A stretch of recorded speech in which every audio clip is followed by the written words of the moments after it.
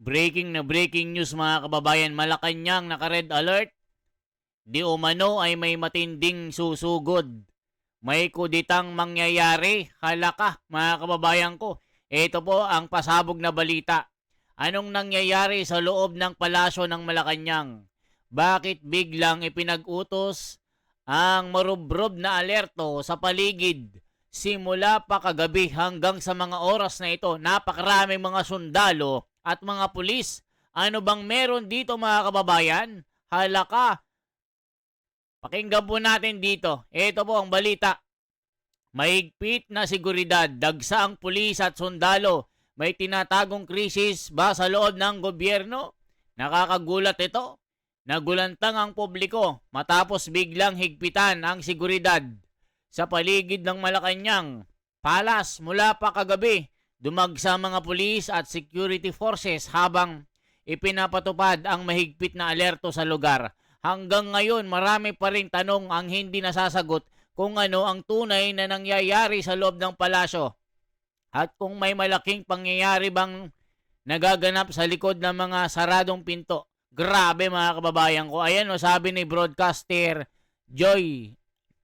Sonsa. So ngayon mga kababayan, pakinggan po natin ang pasabog po ni General Macanas po dito. Ano bang meron dito? Ito po mga kababayan ko. Mga kaibigan, bigyan natin ng reaction opinion ang post ni Mr. Jason Sa. Tungkol ito sa palibot ng Malacanang na grabe, punong-puno ng mga gwardyang pulis, sundalo, barbed wire, parang may lulusob sa kanila. Sabi ko sa inyo mga kababayan kaya lang natin pinapakita si General Macanas para po hindi lang ako yung nakikita nyo. Kasi yung iba na nga tangalista, bobolista, sasabihin nila gawa-gawa lang natin. Oy mga bobo, mga tanga. Sabi ng mga komento dito, ang tatanga ng mga tangalista. Ninanakawan na, tuwang-tawa pa. Pinangakuan ng 20 pesos sa bigas, tuwang-tawa. Kahit hindi natutupad, mga bobo. Yan ang sabi ng mga komento mga kababayan. So tuloy pa natin, ano bang meron dito General Macanas? Parang nasa gitna ng digmaan. Nako. Sabi, anong nangyayari sa loob ng palasyo ng Malacanang? Bakit biglang ipinag-utos ang marubdob na alerto sa paligid? Simula pa kagabi hanggang sa mga oras na ito, police guard areas leading to Malacanang complex in Manila where razor wire has been installed on Sunday. Isipin nyo mga kababayan ko, sabi ko sa inyo merong nangyayari na hindi natin alam. Bakit pinaligiran ng mga bata-batalyon ng mga pulis at di umano mga sundalo, mga special forces? May mga tangke na ba dyan? Hala ka, mga kababayan ko. Ano kayang nangyayari? Grabe na. May lulusob ba na malakas sa pwersa? Meron bang military junta? Sabi dito, kudeta. Road to Palasyo, sarado, gwardyado. Nagmisto lang warson, hala ka. Ayan kudeta mi. Ibig sabihin mga kababayan, tila may ginagawa na plano, kunwari magkukudita. Kunwari may lulusob. Kunwari may gulo pero wala pala. Ibig sabihin, kudita mi. Para magdeklara ng martial law. Hala ka, mga kababayan ko, ano nangyayari dito? Amid heightened security, Nicanor, Padilla, Minjola, and Argelis streets are currently closed to vehicular traffic. Ito yung mga litrato I would highly recommend Monday.com because it can streamline. Nako, bakit kayo sinasarado lahat ng mga lagusan sa Malacanang? May gulo, hala ka, may gulo ba talaga? Hala ka. Kita nyo mga barbed wire at ang mga pulis. Yan. Tapos nandyan yung kapulisan natin. Oh, ito talagang parang war zone.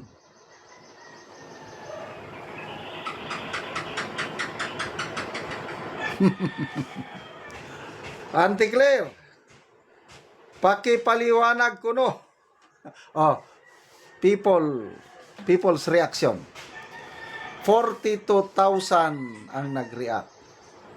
30,000 ang tumatawa. 1,500 ang na-shock. Nako. 9,600 ang nag-like. Hala ka, mga kababayan ko, ano nang nangyayari? May gulo ba? Hala ka. Ano bang sinasabi ng mga komento dito? Hindi pulis ng bayan yan, sila pulis ng mga politiko. Sabi ni Yolanda Clasio. Takot na takot sa sariling multo, grabe mga harang sa Menjola, ang lupit. Magnanakaw talaga kaya. Ganun na lang ang harang sa Menjola, halaka. State of paranoia.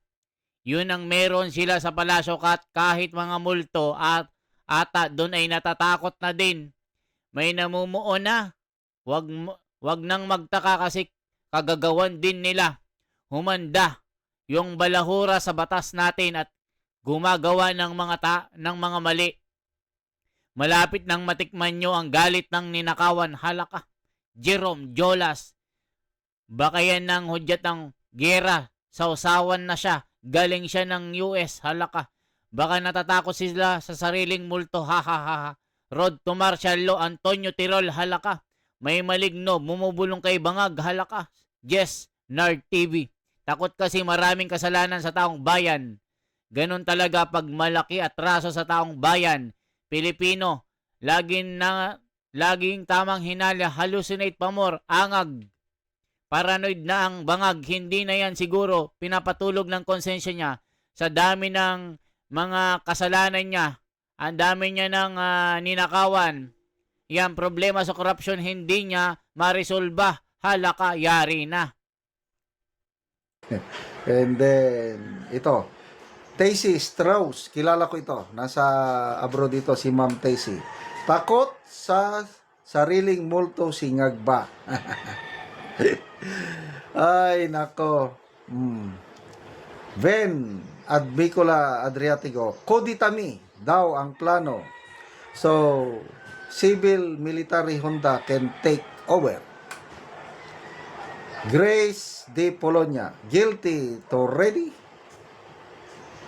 Amari Lambuhon, policemen are the real protector of the Bangag administration. Huwag naman.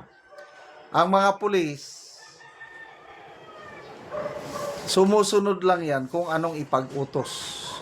Hindi naman sila pwedeng magsabing, hindi. Ang ating is, sino yung nag-uutos?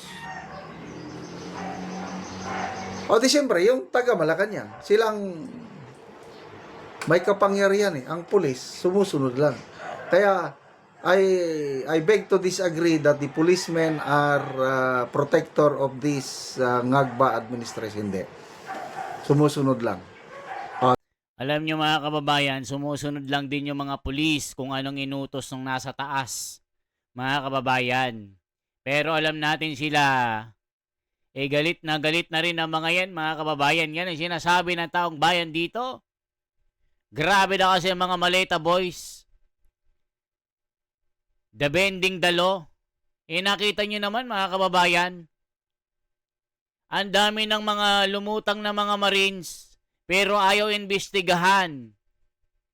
Mag-iimbestiga daw si Ping Lacson pag binawi or binago ang apidabid. Nasa laysay ng mga Marines.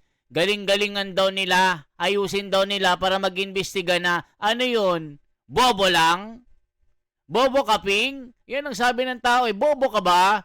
Mag-imbestiga ka, may kondisyon? Ngagba ka ba? Yan ang sinasabi ng mga tao. Yari na. Grabe talaga. Tingnan nyo. Nung absentee voting, nung last year na midterm election, bumoto sila. That's the only time na ilabas nila yung galit o yung nakikita nilang takbo ng governance, o ibinasura nila ang kandidato ng alyansa. Kaya intindihin natin ang ating men and women in uniform. They are not protectors of this mga nagmamasid ang mga yan, nakikita nilang mga pangyari, kaya lang wala silang magawa, nasa active duty sila eh. Let me get a punch. Let me just feel a punch. Ayan mga kababayan, ano nang sinasabi ng mga kababayan natin dito? Ito na mga sinasabi, sumasabog na komento. Takot na singag ba, bad trip, siguro sobra sa singhot yan, hala ka. No choice na mga pulis, baka matanggal sila, lalong gutom ang pamilya. Sabi ni Virginia Torre Villas, Corazon Blas. Natakot kasi sila, baka magsanib persa, lumusob ang Sara at GMA, halaka. Sabi ni Chong Chung Changang, paano may paranoyo na si Angag? Epekto ng tornelyo sa utak ng droga, delikado. Grabe, Marilyn. Lalo na kung may tama ka, akala mo may lulusob o dadakib sa kanya. Ganyan ang may ginagawa na kalokohan, takot sa sarili, halaka. Grabe talaga. Rodel Caliena, baka may ghost na naman na nakausap. High alert kasi, high. Sabi niya, praning kasi yung presidente. Halaka, mga kababayan ko, galit na galit ang mga tao dito. Hoy, mga pulis, sa mamamayan kayo magprotekta, hindi sa mga buhaya. Praning na ang mga ito. Susugod ang malita, boys, halaka. Takot sa sariling multo, sabi ni Abelio Barita. Paranoia na yan, boss. The wonder, halaka. Natatakot na sila basta bangag, ganun laging minumulto. Sabi ni Ophelia Lumapas, halaka. Grabe na. Paranoid na ang bangag, hindi na yan siguro pinapatulog ng konsensya. Juneta Daliba, halaka. Mga kababayan ko. Baka nakapirma na ng huling bulate. Oh, Grabe naman. may nabasa akong post. Sabi ni paliwanag ni Auntie Claire Castro, hindi daw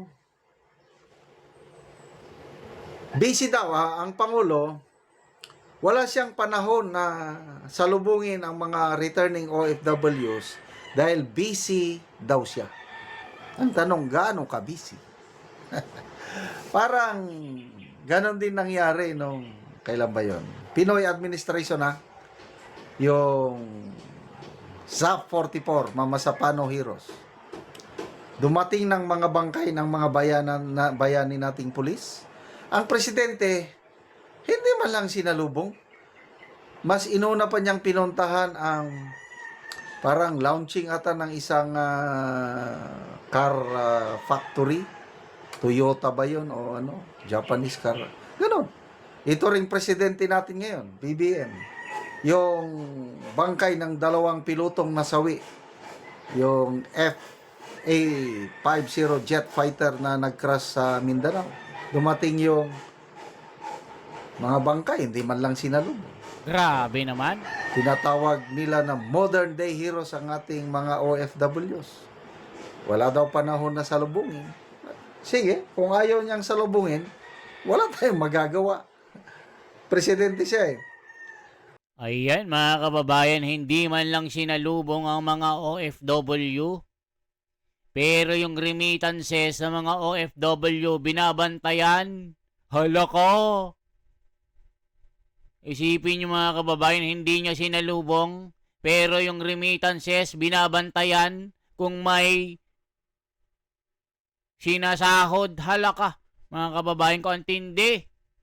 For transparency, for a better democracy, mga kababayan. Mabuhay po. Magkomento kayo kung ano masasabi nyo dito. Bakit hindi sinalubong? Meron na naman mangyayaring kudita o gawa-gawa lang nila ito para masabi na magdeklara ng martial law. Ayan o, kudita mi, road to Palacio, sarado, guardyado, misto lang war zone, halaka, mga kababayan ko. Isang like naman dyan, isang share at isang subscribe. Salamat po.